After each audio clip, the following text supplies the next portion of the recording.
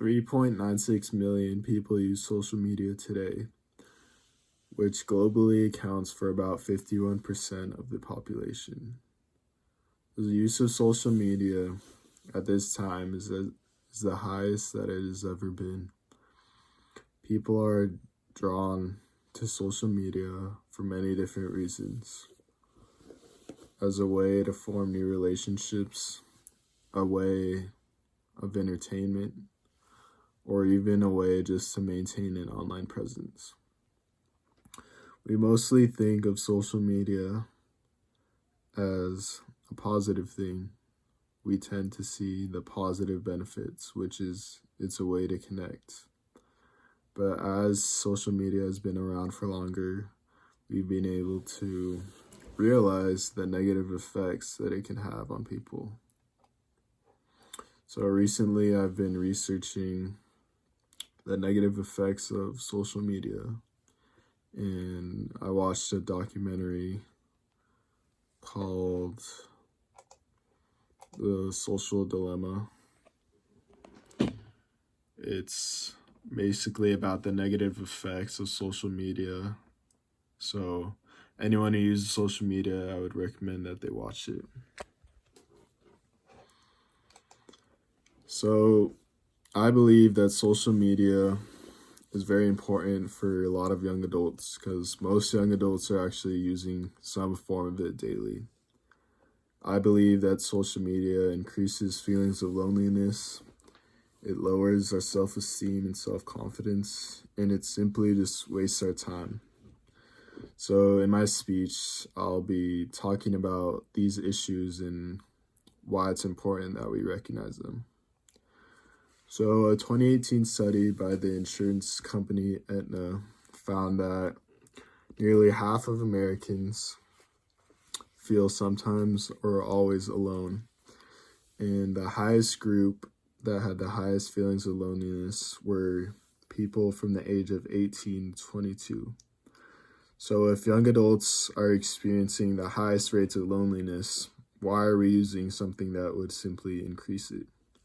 And using social media can increase these feelings of loneliness. So you might be thinking that this statement seems contradictory to the purpose of social media, which is to be able to connect with others. Social media advertises an outlet to connect with friends and family members that we aren't physically with. And it also promises a new way to create new relationships and meet new people. And what we don't realize is the more time we spend on social media and making those online relationships, the less time we're spending time with people that we can physically spend time with. So from our perspective, when we use social media, we're socializing, but we're not actually getting the benefits of socialization. The Mayo Clinic states that socializing not only starves off feelings of loneliness, but it also helps sharpen memory and cognitive skills. It increases our sense of happiness and well-being, and it may even help you live longer. So even though social media does help us connect and form new relationships, by using social media, we are preventing ourselves from the benefits of real socialization and increasing our risk of loneliness. The second negative consequence of social media use is a lowered self-esteem or decreased self-worth. Social media decreases your individual self-worth. Social media has been adapted so that it is pleasing to its users. You have your own feed, and the social media platform shows you what you want to see. The Child Mind Institute states that with social media, anyone can curate their lives, and resulting feeds read like highlight reels, showing only the best and most inviolable moments with concealing efforts, struggles, and merely ordinary aspects of day-to-day life. Social media is creating a false reality for a lot of its users.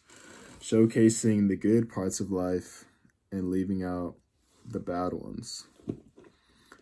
People who may start to feel inadequate about their own lives, they begin to question the value of their own value, and they base their expectations on something that isn't real. They feel like they have to live a perfect life, that they can't show any of their imperfections and problems. So this leads to an extremely skewed mindset, which is harmful to the user, and over time it inevitably leads to lowered self-worth. A lowered self-worth means a lowered self-confidence, which prevents you from doing what you want to do. Social media wastes your time. The Tech Jury blog states that an average user uses 2 hours and 24 minutes per day on social media in 2020.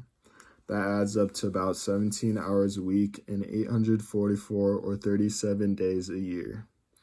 In reality, we should be spending no more than 30 minutes on social media a day. Spending time on social media isn't necessarily bad, but there are better things that we can do with our time. For example, we could be learning a new skill, like learning how to play an instrument, or gaining a new hobby, playing a new sport, something like that. The more time spent on a screen, the less time we're doing the things that we want to do. Our time spent on social media will likely leave us feeling unsatisfied in the long term. We don't want to spend our whole lives looking at a screen. We want to be out living it. We all have dreams and goals that we want to achieve, and social media can be preventing us from actually achieving those things. I recently deleted social media because I felt like I was spending way too much time, and I noticed that I was more motivated and productive after deleting it, and I didn't truly realize how much it was affecting me beforehand.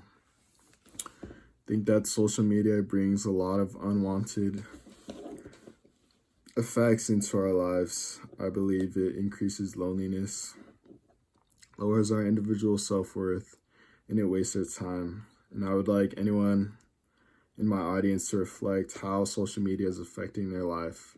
And have you seen any negative consequences from using social media? And if you have, I would encourage you to evaluate your social media use and make changes if you need it, whether that's completely deleting social media or just spending less time on it.